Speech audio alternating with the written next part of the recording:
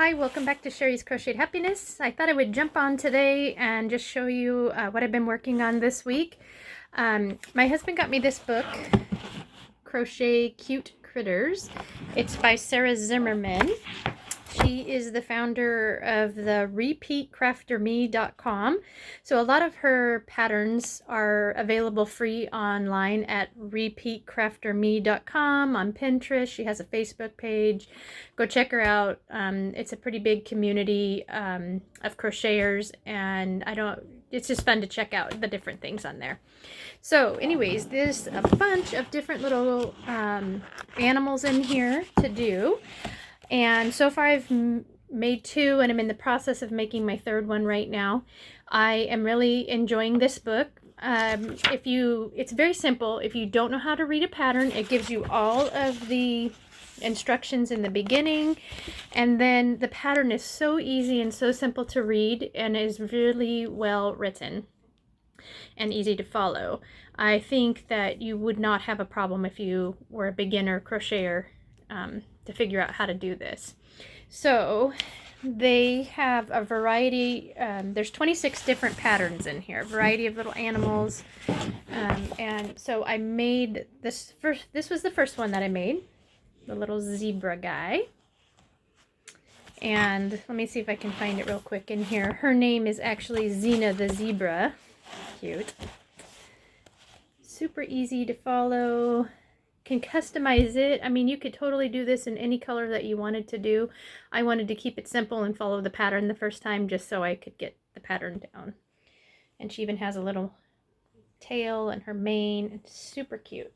I also made the elephant. Let's see. And his name is Edward the elephant. So I made him, but someone has already...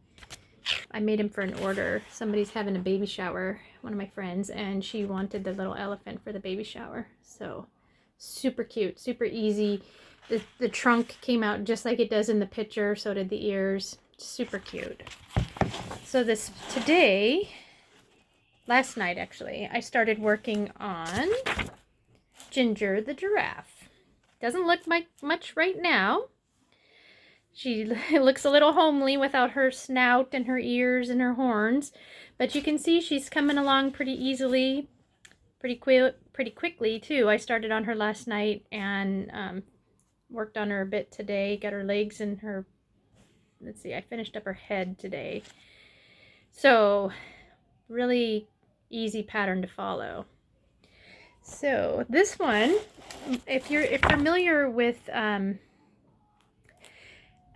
I think it's amgarimi. I'm sure I'm completely butchering that name, but if you're familiar with those, usually they are done in a round where you start and you just continue to go. You don't have a start and a stop. You don't have rounds. But these patterns are in rounds, which makes it a lot easier for you to keep track of where you are, and you don't have to use stitch markers all the time. So with that being said, I was just getting ready to start one of my back legs. I did the arms, and those are sewn on, and now I was doing the back leg. And it starts off in the taupe color so that it has the dimension of the leg, you know, the bottom of the foot and the leg.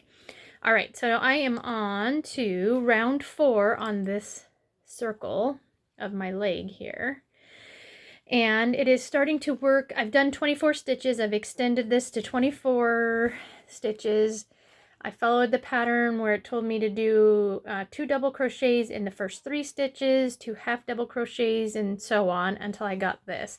And what that does is that gives you a little bit more of a dimension for the foot. So there's more of an actual foot shape, if you will. Okay. So now, my next round, I was going to be working in the back loop only. So, when you look at this, you can see that there's basically this is 1 stitch here, right? But you can see the 2 strings. There we go. You can see the 2 strings there. So the back loop, when you're working in the back loop only, you're going to go in the back loop. This would be the front loop, and this is going to be the back loop. Okay? So now what I'm going to do is I'm going to crochet one, chain one, and then I'm going to work in my back loop, and I'm going to go 24 around, which should be how many stitches I have.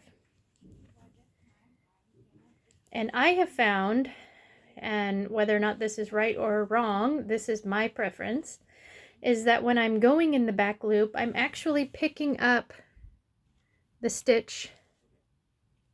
There's one more little, it's kind of hard to tell, I think, with my camera here on my phone. See how when I go through there, I'm picking up that back stitch, the back part of the stitch. And what that does, in my opinion, is gives the stitch a little bit more stability. Okay, you can see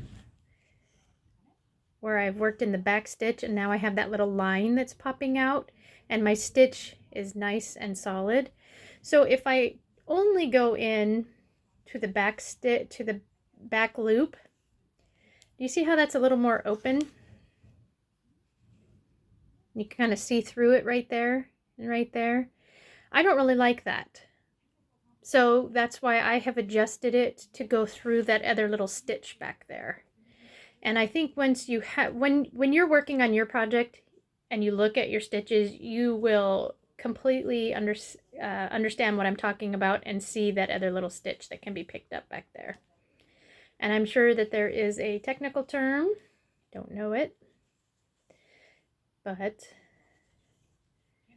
that's how I like to do these, so that it feels a little bit more sturdy and a little more closed, especially when I'm stuffing it. Okay, so I'm almost around to my 24 in my back loop only. Okay, there we go. And then I'm going to slip stitch into the top of the first row.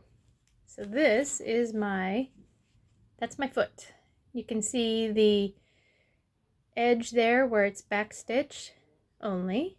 That gives it the little line that gives it the definition of the foot.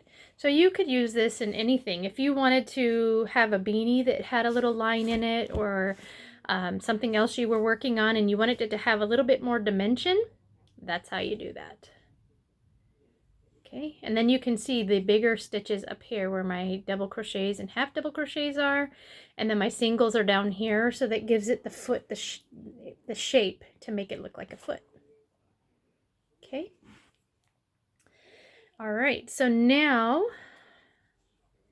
chain up one, and then I'm just gonna single crochet the 24 around one more time.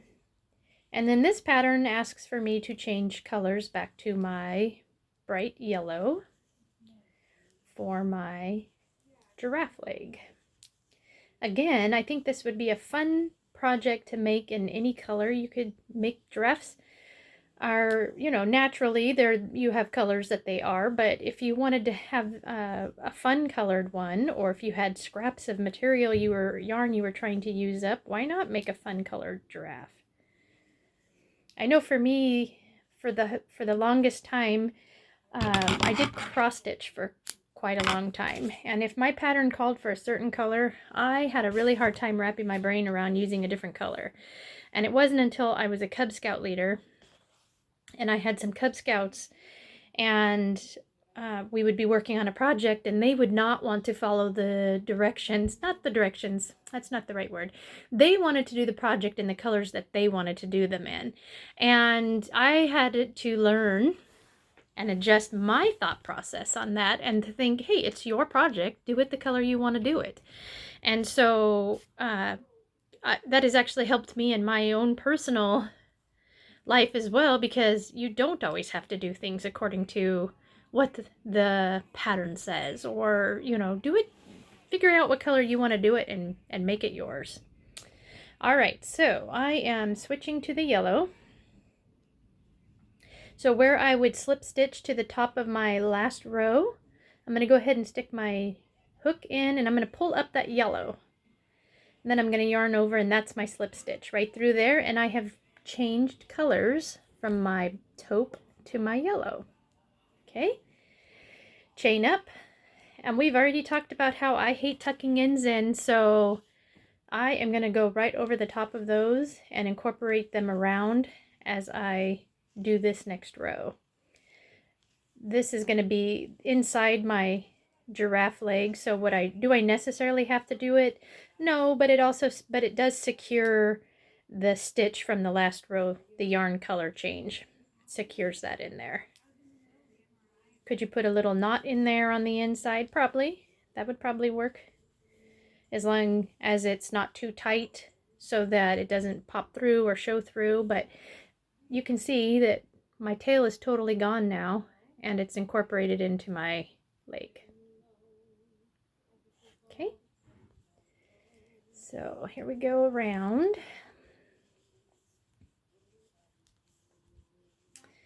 I'm just going to keep crocheting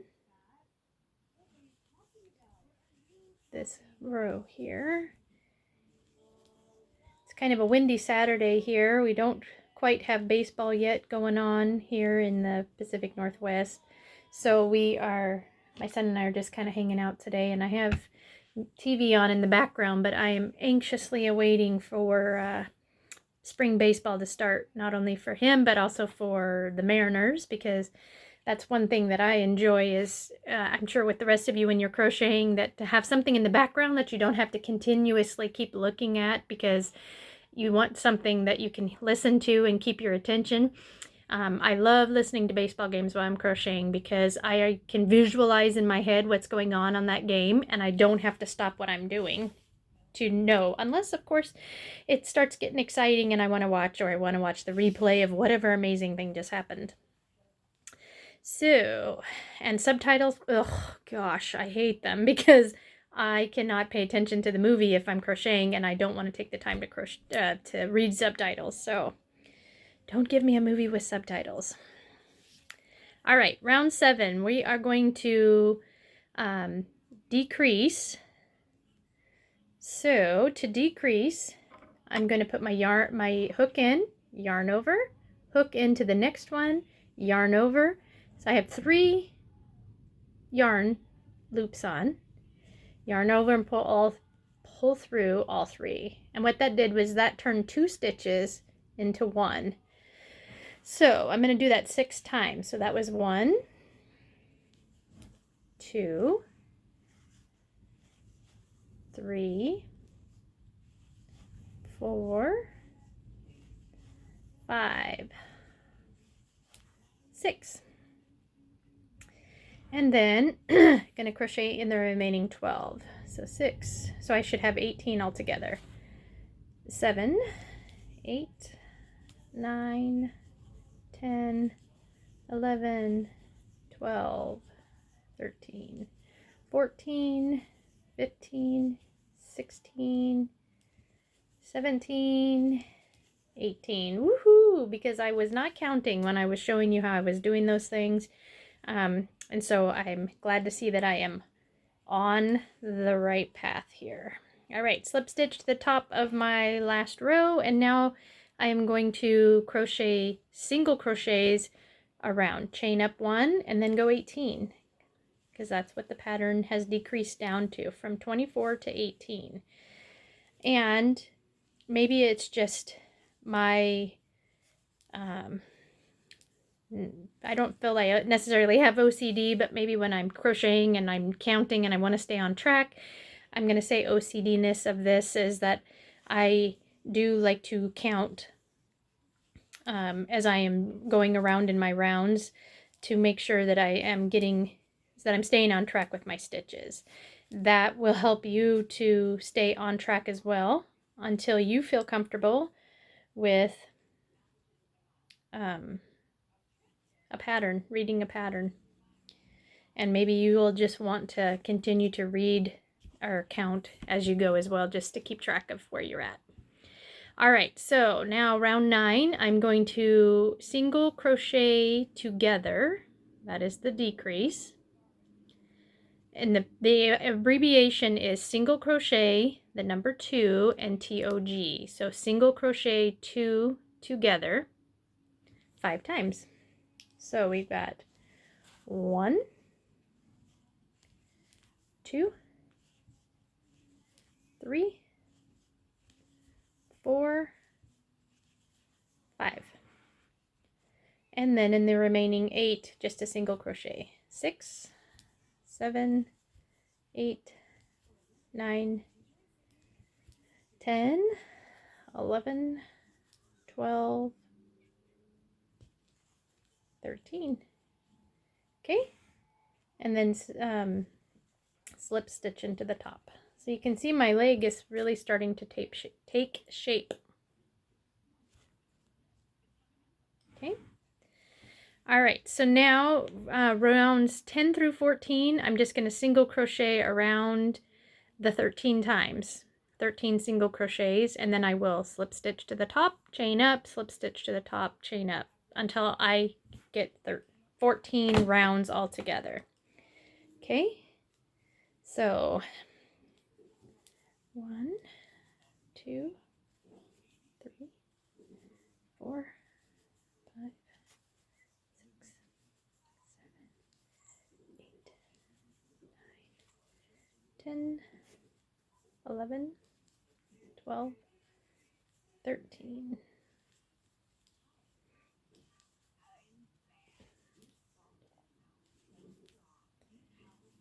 4, 5, 6, 7, 8, 9, 10, 11, 12, 13.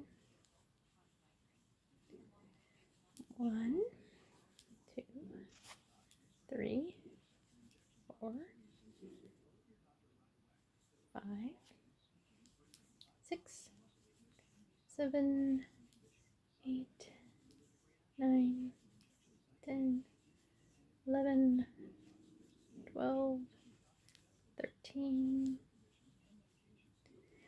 and 1, 2, 3, 4, 5, 6, 7, 8, 9, 10, 11, 12, 13. All right, so at this point, I wasn't really paying attention to how many I was going up because I knew I was repeating several times. So if you start at the bottom, I can say 1, 2, 3, 4, 5, and that's where I switched. 6, 7, 8, 9, 10, 11, 12, 13. So I have one more to go, and then I will be at my 14. So 1, 2, 3, 4, 5, 6, 7, 8, 9, 10, 11, 12, 13. Slip stitch to the top, pull it over, and then I'm going to just kind of yarn over and pull it up through there because I need to leave a bit of yarn to sew this guy on to my giraffe body. Okay, so there's one leg. So I'm going to repeat that exact pattern to make the second leg. And then what I will do is I have some fluff over here.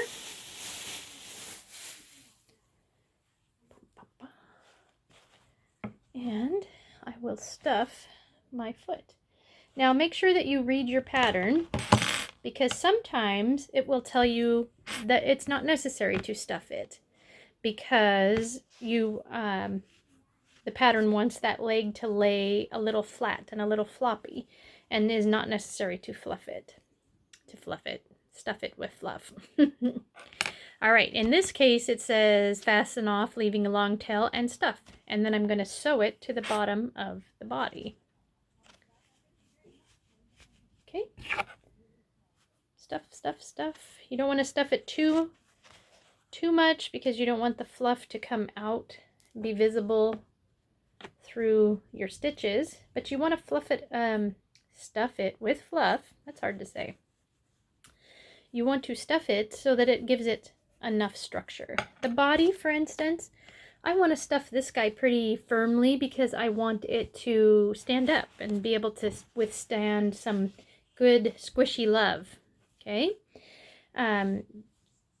But again, I don't want to overstuff him so that the fluff is coming through the stitches or that the stitches are getting elongated and the fluff is totally visible through there.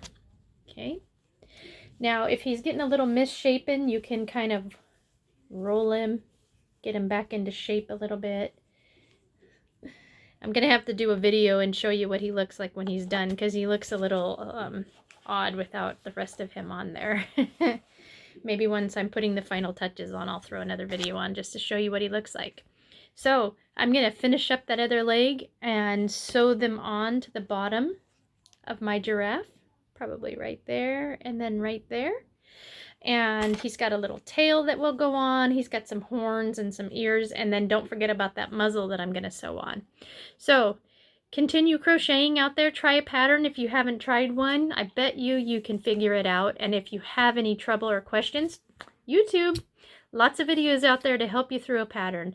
So happy crocheting. Go check out Sherry's Crochet on Facebook. And don't forget to subscribe to my channel. See you guys later. Happy Saturday.